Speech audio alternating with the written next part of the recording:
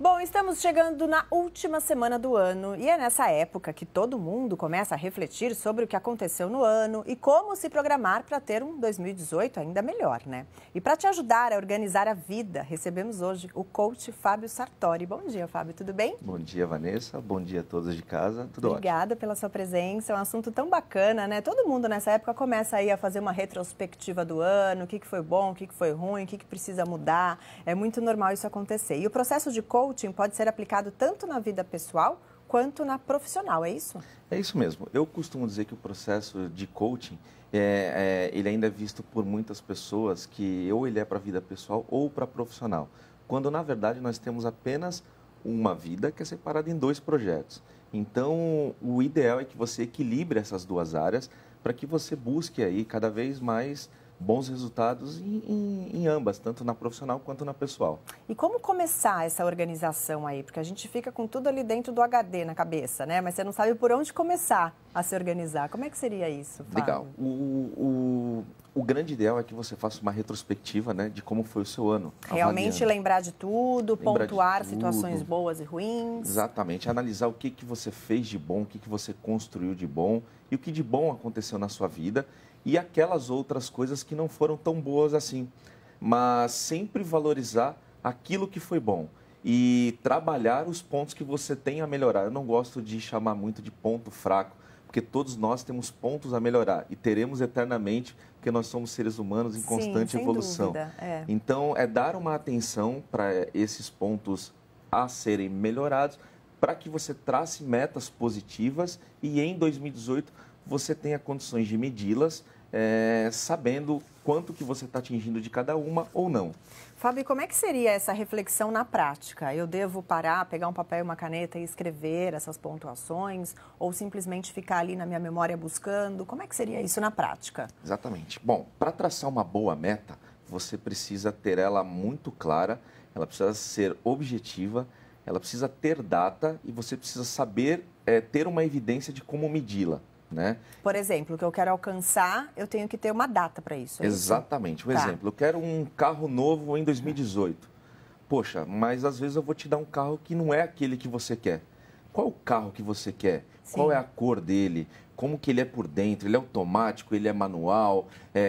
Quantos cavalos? Ele é 1.8? Ele é 1.6? Então, você está especificando o carro que você quer. O importante é detalhar esse sonho. Detalhar. Legal. Se possível, até imprima uma foto desse carro e deixe um ponto à vista onde você passa todos os dias. Ele vai te ajudar e te motivar a atingir essa meta. Quando você tira da cabeça, deixa de ser sonho e quando você coloca no papel, passa a ser uma meta. Entendi. E aí você precisa ter data e ponto de controle para que você consiga perceber a evolução que você está indo em direção a essa meta. Entendi. E na vida profissional, assim, quando a pessoa percebe que passou o ano todo, ela continua ali naquela mesmice, não melhorou nada no trabalho, não evoluiu, não cresceu, o que ela deve fazer nessa hora? Primeiro, ela precisa reavaliar, né, Vanessa? Eu até costumo dizer, você precisa ter o ano inteiro frio na barriga. Sim. Se você não tem, é que você não está sendo desafiado. Então, você possivelmente está em uma zona de conforto. E você precisa sair correndo daí, porque não é onde estão os resultados das pessoas. A zona de conforto ela é muito boa, é gostoso, a rotina... Você se sente seguro, né? Seguro, estável, só que não há crescimento nesta zona de conforto. Então, você precisa buscar aí algumas atividades que te desafiem para que você continue em constante evolução profissionalmente também. Entendi. E as pessoas normalmente têm inúmeros projetos aí, né? Você citou aí a compra de um carro, enfim, tem vários. E aí a pessoa tem que dividir isso, de repente, por meses do ano? Curto prazo, médio prazo, longo prazo? Como é que deve ser essa organização do tempo? Ela precisa ver a viabilidade de cada meta, né? Então, um exemplo, não adianta eu traçar que eu quero comprar uma Ferrari em 2 meses, não é viável para mim, até porque eu não ganho o suficiente para comprar uma Ferrari. Então, a meta precisa ser viável.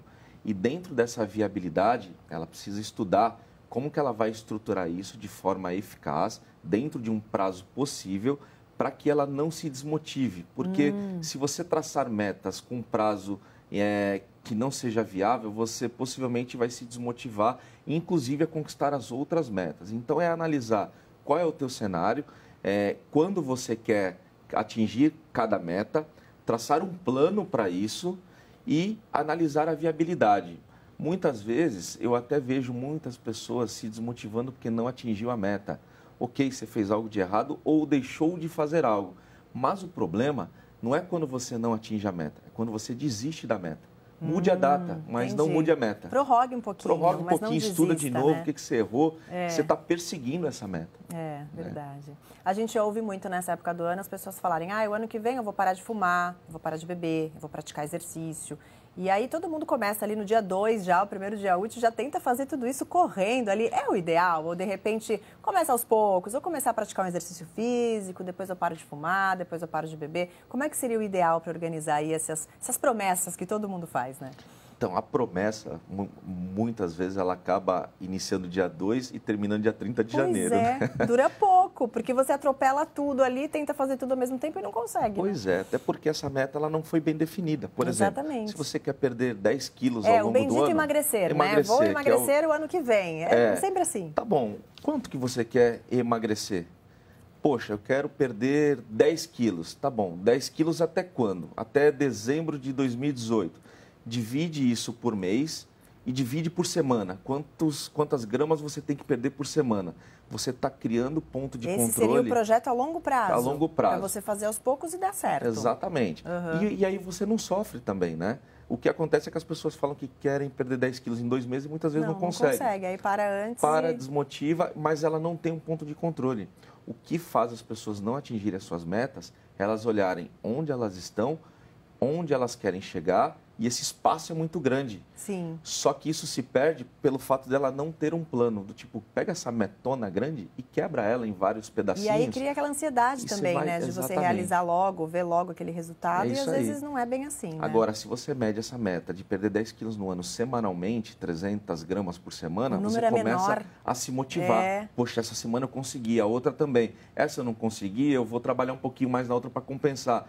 Então, você começa a ter pontos de controle para ir em direção aonde você quer chegar. Ah, interessante. E tudo isso deve ser colocado no papel? Por exemplo, essa meta do emagrecimento. Vamos citar como exemplo, porque quem não quer, né, gente, emagrecer um pouquinho em 2018? Acho que todo mundo.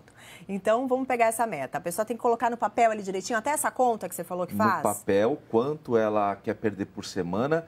E depois, e se puder colocar um modelo magrinho assim para poder estar olhando todo dia, também ok. Exatamente, uma foto do corpo ideal e tudo mais. E se você quiser medir, faça uma outra coluna do lado de quanto você perdeu. Você vai ter sempre esse comparativo. Você pode colocar uma coluna com a meta e ao outra lado, quanto você atingiu da meta. Quanto você atingiu naquela semana. Exatamente. Daqui a pouco você tem visualmente a tua meta ali de forma clara, objetiva, e você consegue perceber que ela vai ser atingível dentro do prazo que você estipulou. Olha aí, ótima dica, hein, gente?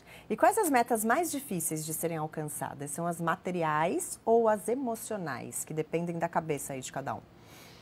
Eu costumo dizer que são as emocionais, porque o autoconhecimento muitas vezes ele dói. Você precisa mexer em coisas que muitas vezes ou você não quer ou não está preparado. Então, a pessoa precisa querer muito. A material, você vai lá, você dá um jeito, você financia, você pega um empréstimo, você dá um jeito e consegue, né? É muito mais fácil. Agora, mudar você mesmo, por exemplo, sobre um comportamento indesejado que você tem, requer muita vontade, muito autoconhecimento. E muitas vezes ela demora mais tempo, né, para se fazer. Sem dúvida. E como lidar com essa frustração quando você não consegue atingir aquele projeto, aquela meta que você idealizou? Então, a frustração ela precisa servir de motivação. Você precisa entender o ideal porquê que você não conseguiu, né? Avaliar, poxa, por que eu não cheguei ainda? Eu não cheguei ainda porque eu ainda não fiz isso ou deixei de fazer algo. E buscando esse algo a mais ou esse passo a mais. E nunca desistir desse comportamento, dessa mudança de hábito. Porque todo hábito que você incorpora por 21 dias, ele acaba virando natural, né? Então, você precisa perseguir isso. Para não frustrar, a melhor maneira é avaliar o que deu de errado e reprogramar uma nova ação para que dê certo. Tá aí, fica a dica então, pessoal. Vamos colocar em prática, né? Sim. Obrigada, viu, Fábio, pela sua entrevista. Foi ótimo. Conversei com o Fábio Sartori, que é coach da vida, né, Fábio? Sim. Muito obrigado, Vanessa. Eu que agradeço. Excelente final de ano a você e a todos de casa também. Para todos nós. Boa tarde para você. Boa tarde.